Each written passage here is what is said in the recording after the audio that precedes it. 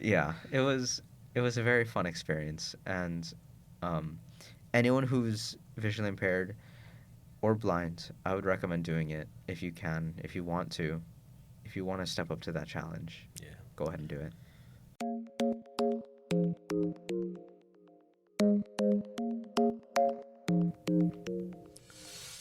Aloha, everyone. Welcome back to Connect the Dots. This is your host, Ezra White, with Guide Dogs of Hawaii. This is a safe place for blind and visually impaired individuals to come together, share experiences, and learn from each other. Continuing with our sports category, we will be taking a look into the life and experiences of a blind individual who did not let his visual impairment prevent him from participating in sports activities. He played soccer as a kid, participated in Boy Scouts for many years, and also participated in many extracurricular physical activities throughout his school. Without further ado, let me introduce Robby Crouch. So we talked about, you mentioned, and in the introduction, I mentioned that you were a part of Boy Scouts for a number of years. Hmm. Let's talk about that a little bit. I know, I remember you said you started in, since you were a cub.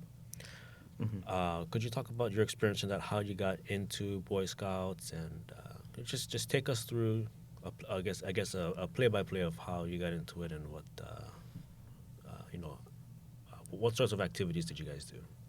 Okay, so when I believe it was actually like the ending of third grade, close to fourth grade, when I started to get into Cub Scouts because my mom wanted to, you know, see if there was other things that would be fun for me to do since there wasn't a lot of activities. Like I couldn't go play basketball, I couldn't go football, soccer, like normal kids would be doing.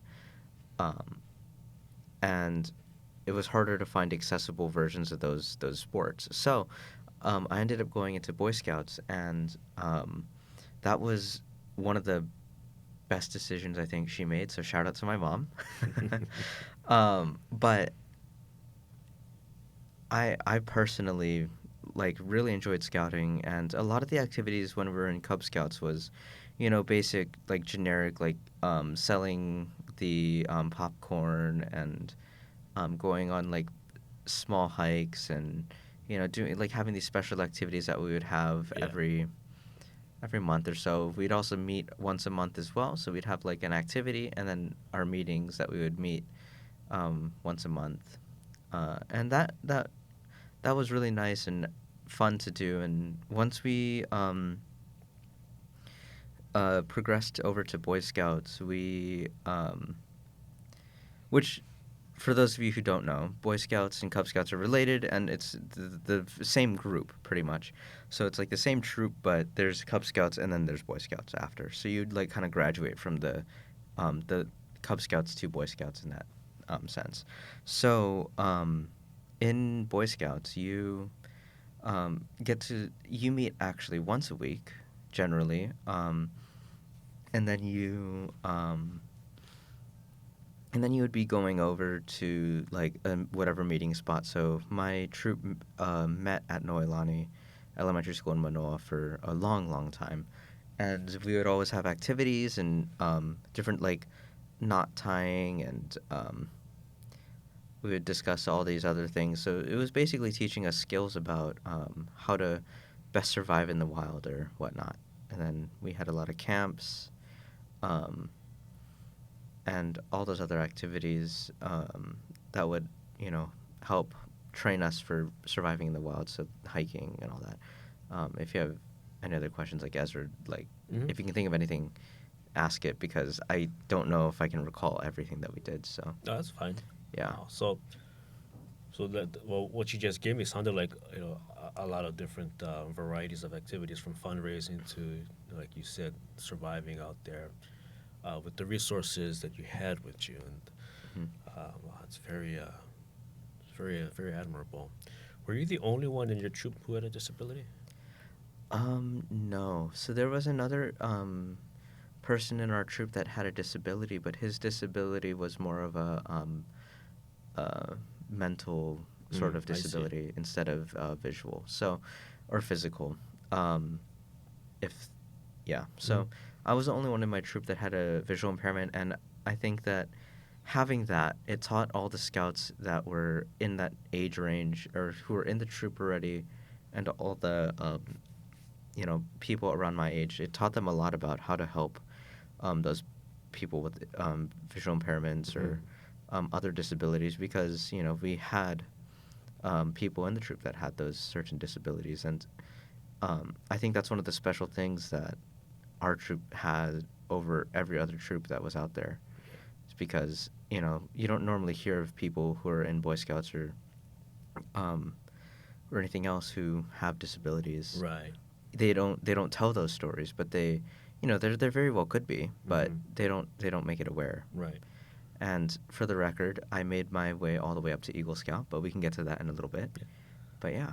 That was actually one of my last questions, because I do remember in you posted somewhere on social media that you got Eagle Scouts, but we can talk about that in a little while. So, regarding the fact that you were the only one in your entire troop who had a visual impairment, Hmm. how did your what are your teammates called? You Well, sort it was just the other boys or Oh, okay. all the other people. Yeah. So how did the other scouts? There you go. I guess how did they react to you being blind, or did they treat you as an equal? If you don't mind me asking. Yeah. So I think at first, they didn't know how to treat me Mm-hmm. because all their lives, and of course, kids are gonna be kids. They're gonna be mean at points and whatnot, Right. which is normal. And I think that after they got to understand what I can and cannot do, they really noticed and started to be more like helpful, I guess. And they weren't very they were more interested on how they could best help me compared to like trying to have me figured out on my own, or have the adults like the supervisors or people that were watching over us like have them help me instead. Mm-hmm. So they tried to do their best to help me and make things accessible for me. And I know later on when we talk about like merit badges or whatever, whenever that comes up, um, I'll go more into detail on how they help me with that sort of stuff, and getting those things done, the accommodations they made for me. But yeah. Okay. All right on. I think that's definitely. I agree earlier when you said your mom made a very good decision. I agree with that. It's wonderful that she put you in that kind of environment just to expose you to different activities, outdoor activities, to get you active and to get you to give you the knowledge of how to do specific different things that not a lot of blind people may not know how to do, myself included. um, and also just to bring awareness to your troop mates, and also your troop leaders. I think having a blind scout, or visually impaired scout in this case, involved in that kind of thing, I think that was a really awesome decision uh, that your mom made, and it's very, very, very, very good that she made that decision. Moving on, let's move on to your badges. Could you talk about that? I guess what what what badges are you most proud of that you were able to earn and gain? Okay, so a lot of the merit badges that we had to complete for this, and I guess I'll go more in detail on the ranks of scouting. So, and this is just gonna be really quick. The way that the scouting thing goes is scout, then it goes to tenderfoot, second class, first class, star, life, eagle. So, in those rankings, each one has their own requirements to get to which the next level, right? So, Mm-hmm. we have, for example, from scout to tenderfoot, you have to complete so many merit badges. I think it's only like 3 or something, something really small. Um, and then you have to just be able to tie certain knots and do certain things to like be able to tie a square knot, and all that sort of stuff. And then you'd have to basically just kind of complete other tasks like setting up a fire, tent, and all that other good stuff. So those things basically leveled up throughout the rankings, and a lot of the merit badges that we did were, I guess, related to educating us on what's out there in the world, because they formed scouting around the idea of educating the scouts to be very knowledgeable on a bunch of different topics that they were interested in. But there were 13 required merit badges, and you needed a total of 21 to become an Eagle Scout.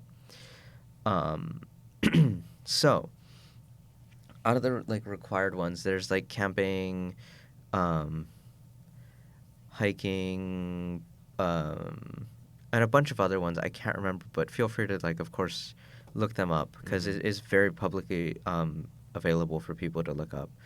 But all of those merit badges were super. At times, they were difficult because the workbooks that you had to do for them were very. It was kind of if you think about it, it's kind of like homework, pretty much, right? So, it was that part was okay for me to do, but a lot of it, like the hiking and all that, was very strenuous for me because, visually I can't tell if there's a super big drop, or like if it's say it's like maybe like a 4-foot drop or something, right? I can't tell very well like how far down it actually is. Sometimes it's only for those the smaller drops or whatever. But of course I'll tell if there's a cliff next to me, because it'll just be a straight shot down to the ground. But but like there's other merit badges too. Like of course like the swimming one, that was the easiest one for me to get, because I love water not sports but water activities. So like going to the beach and all that other stuff, swimming, like that was really easy for me to do. Hiking was definitely one of the harder ones for me to do. But I did it. I definitely did it. I think you're supposed to do, I think, 5 like short hikes. So like it could be like 3 miles to 5 mile long hikes. You had to do 2 10-mile long hikes and a 120-mile hike. Wow. Yeah, so the 20-mile hike, we call it an urban hike because it's literally you just walk from one point of town to the other end of town, and there you go. There's your 20-mile hike. So how, I guess real fast, talk about the 20-mile one, because that one sounds, wow, I never knew you guys had to do that. So like, where did it take place? So our 20-mile hike, we actually started in Manoa, and we kind of went from like Noelani Elementary School area. So that's kind of in, not the heart of Manoa, but kind of by Manoa Marketplace area, right? Okay. So we started over there, and we ended up in Po'o Valley. Oh, wow. So it was we basically just walked the streets until we got there. And we didn't like make shortcuts and go up, we didn't walk up the mountain and just go over to the next valley, right? We went around the mountain, like how other cars do. Yeah, y'all took the long way then. Yeah, we had to go the long way. Okay. So it actually ended up being more like 20, 22 miles or something, which is kind of crazy. But it was fun. We got to have a lot of experiences that realistically, like, no one really expected to do. Yeah, I bet. Wow. It was very hard on me, though. Yeah, was it you recall it being a hot day? Of course, we scheduled it on the hottest day of the summer. Yeah. And how long did it take you guys to do the hike? I think we started at like 7. Okay. We ended around 4. 4, okay. So 7, 8, 9, 10, 11, 12. 9 hours. 9, okay. Yeah. And how long ago was this?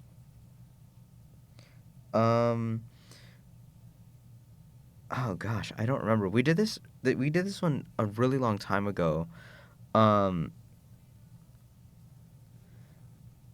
Like Was it like middle school time? I think it was, or it definitely was like either freshman year of high school or Mm-hmm. even like eighth grade, or that summer between eighth grade and ninth grade. I I see. think so. It was a while ago. Okay. Definitely 4 years, a little more than 4 years ago. Mm-hmm. So Wow. yeah. That is awesome. What would you say was the most challenging like thing you participated in with Boy Scouts? The most challenging thing I think was I think it was the hike. The hike we just talked about? Not that one. All Oh, the other really? hikes that we would do, Mm-hmm. um, that were really like it was mainly the ones that we had to actually go into a mountain and hike. I see. So like one of Yeah. our summer camps, we actually went over to Kauai, and we had a cabin up in the mountains, Mm-hmm. and there was a hike down the road that we were gonna do, and that hike ended up being one of the ones that um, really really killed me. Like it was really bad. Oh, It wow. that I think that was like my breaking point for hiking, Mm-hmm. and I didn't go on any hikes for a long time after that one because it was not traumatizing, but um, it took me really long because visually it was difficult, and I think we we started that hike maybe earlier in the morning, and it took me about the same time as that 20-mile hike to get back to the cabin, um, where we were staying. So it was about 8-9 hours. It was crazy. Oh, wow. It sucked. Yeah, yeah, I bet. I sorry. How long was that hike? Do you Eight or know? 9 hours. In in miles. In miles, five. I think it was one of our more longer ones. So I definitely think it was one of the 10-mile hikes that we ended Okay. up doing. So Oh, it was because 5 miles in, 5 miles out, right? uh huh. So yeah, Wow. it And you was. guys, you went to Kauai for that? So we had, yeah, that was where our summer camp was. Okay. So that's when we had that happen. I think that was sophomore or like freshman year. Okay. Yeah. Wow. Wow. So that was the most challenging for you, huh? Was the hike? Yeah, Yeah. definitely. How Other actually, you know what? I huh? take that statement back. That was one of the most challenging things. The other one would have definitely been my Eagle Scout. Oh, yes, yes. We got to talk about that. Yeah. I know earlier you said you enjoyed the water activities you guys did Hmm. quite a bit. Well, what kind of things did you guys do in the water?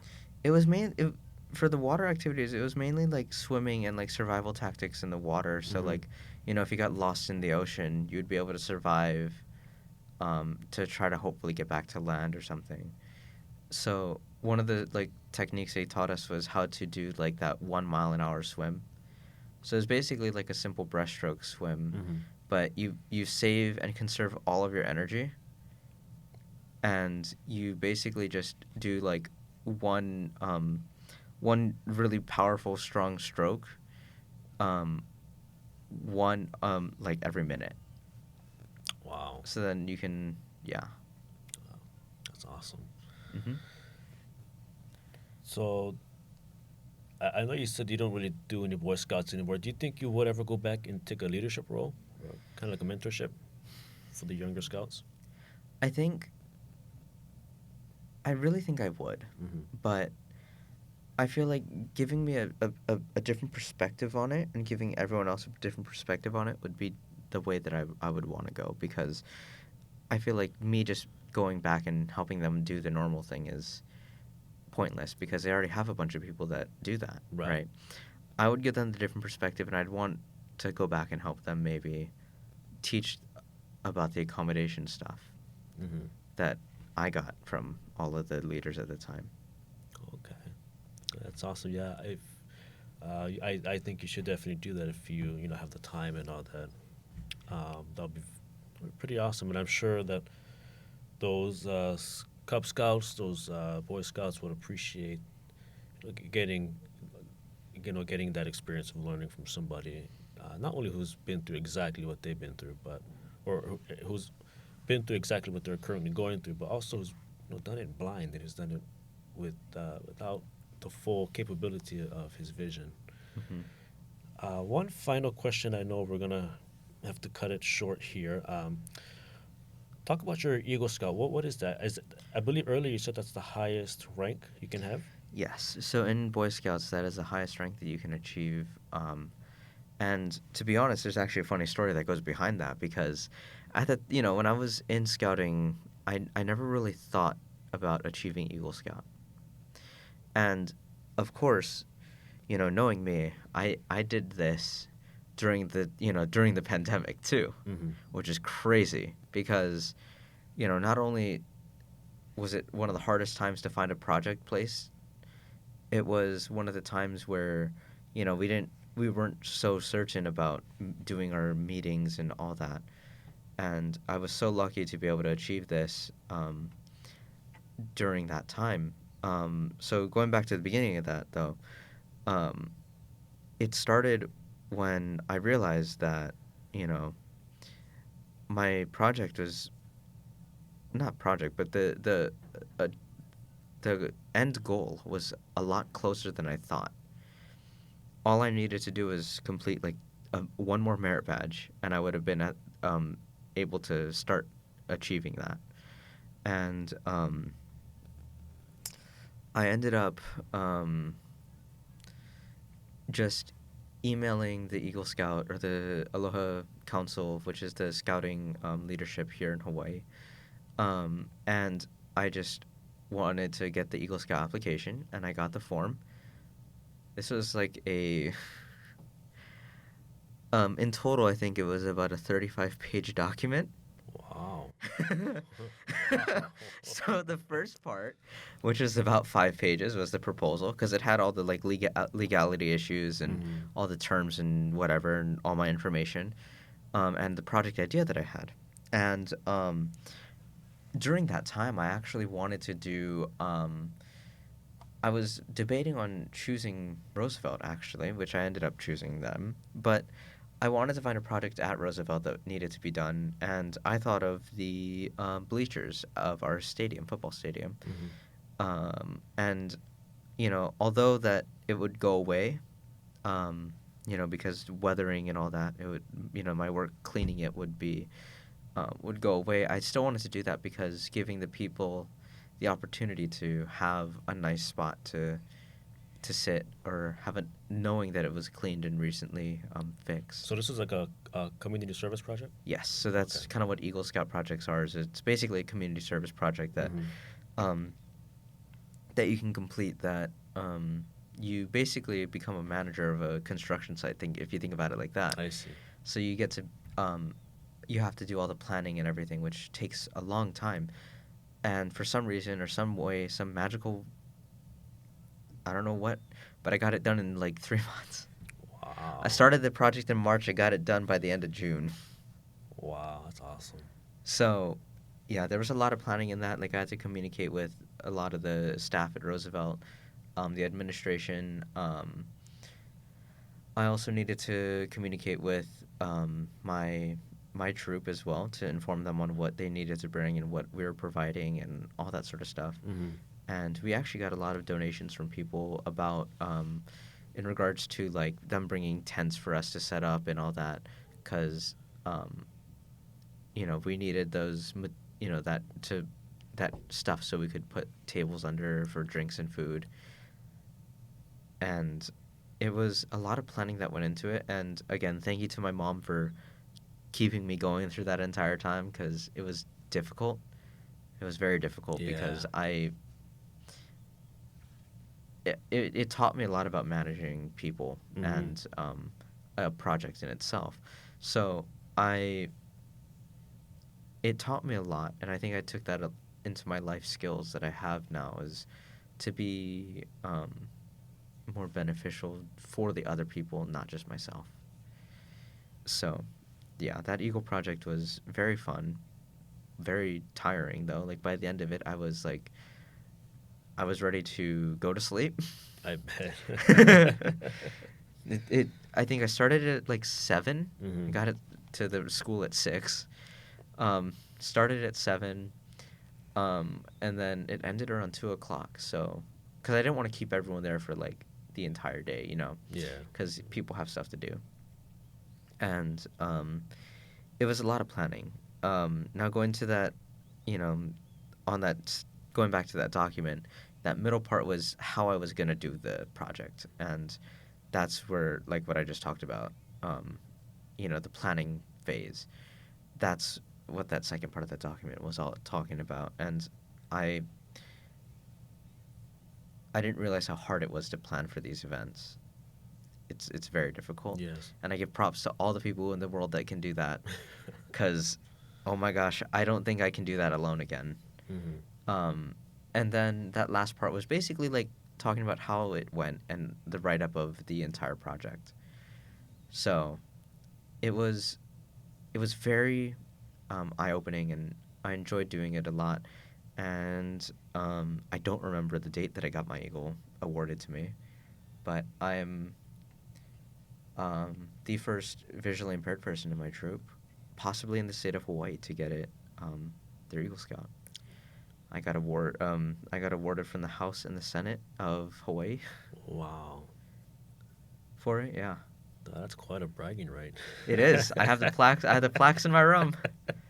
They're framed and everything. Oh, that is awesome, man. Wow.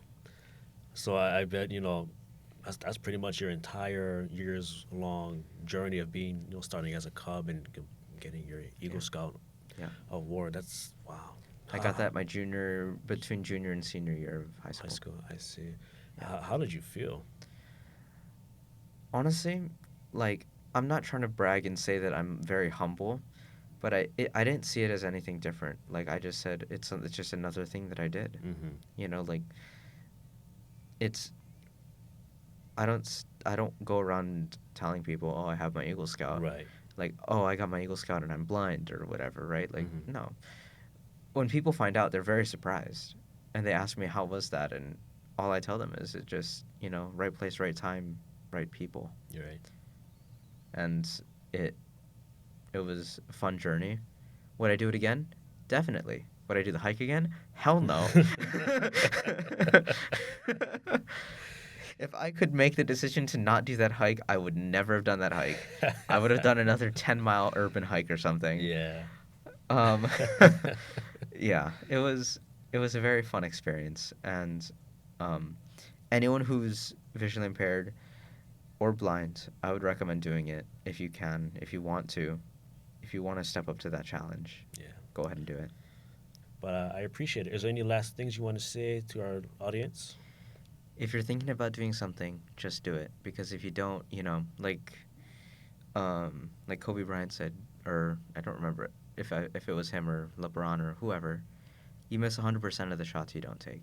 Yeah. And I stand true to that statement, and I agree with it completely, because, if I didn't do these things, I wouldn't be where I am now. Definitely. Yeah. I could not have said that better myself. Anyways, thank you, Robert, for joining us, and you have yourself a wonderful day. Mahalo. As we draw to a close with this episode, I thank you for joining me. I hope you enjoyed your visit and found useful information. We welcome your feedback at guidedogsofhawaii.org. Please feel free to join us on our social media platforms such as Instagram and Facebook. You can find us by searching for Guide Dogs of Hawaii.